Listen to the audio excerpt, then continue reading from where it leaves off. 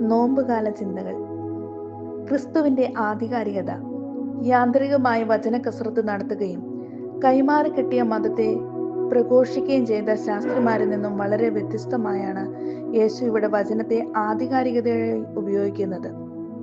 യേശുവിന്റെ ഉപദേശത്തിൽ അസ്വാഭാവികത അശേഷം ഉണ്ടായിരുന്നില്ല. മാത്രമല്ല, പഠിപ്പിച്ചതുപോലെ തന്നെ അവൻ ജീവിക്കുകയും ചെയ്തു.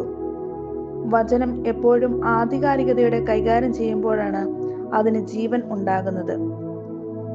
ക്രിസ്തുവിന്റെ ആധികാരികത എപ്രകാരമാണ് വിനിയോഗിച്ചതെന്ന് നമുക്ക് ഈ വേദഭാഗത്തിലൂടെ നോക്കാം. സാധാരണമായവയിലെ സൃഷ്ടിക്കുന്ന അസാധാരണത്വം, അബ്നോർമാലിറ്റി ഇൻ നോർമാലിറ്റി.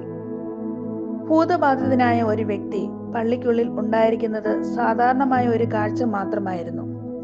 നിരന്തരം അവർ കണ്ടുകൊണ്ടിരിക്കുന്നതായ ഒരു കാഴ്ച. എന്നാൽ ആ കാഴ്ചകൾക്കിടയിലാണ് അശുദ്ധാത്മാവ് ക്രിസ്തുവിനെ തിരിച്ചറിയുന്ന അസാധാരണത്വത്തിന്റെ തുടക്കം ആരംഭിക്കുന്നത്.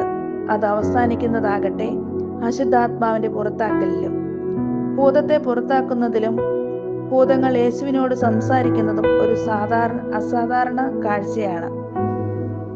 ആധികാരികത ഉപയോഗിക്കേണ്ടത് നാം കാണുന്ന സാധാരണ കാഴ്ചകളെ അസാധാരണത സൃഷ്ടിക്കുന്നതിന് വേണ്ടിയാണ്.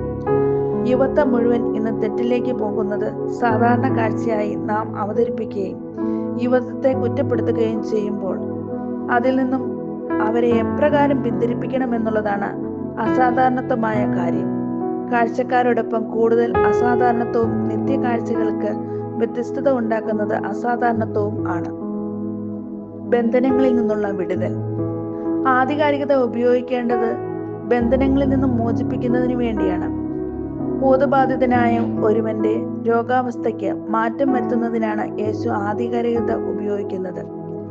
നോമ്പിന്റെ വ്രതാനുഷ്ഠാനങ്ങളിൽ കുടുങ്ങിക്കിടക്കുന്നതിനേക്കാൾ ഉപരിയായി നോമ്പ് അർത്ഥവത്തായി തീരുന്നത് ബന്ധനങ്ങളിൽ കിടക്കുന്നവർക്ക് മോചനം ലഭിക്കുന്നതിലൂടെയാണ്.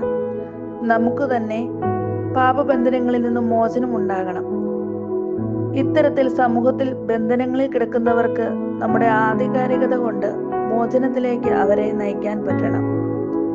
ക്രിസ്തു തന്റെ ആധികാരികത അസാധാരണത്വങ്ങളെ സൃഷ്ടിക്കുവാനും സമൂഹത്തിന്റെ മോചനം സാധ്യമാക്കുവാനും ഉപയോഗിച്ചതുപോലെ ദൈവം നമുക്ക് വചനത്തിലൂടെ തന്റെ ആധികാരികത മറ്റുള്ളവരുടെ വിമോചനത്തിനും മടങ്ങിവരവിനുമായി ഉപയോഗപ്പെടുത്താം.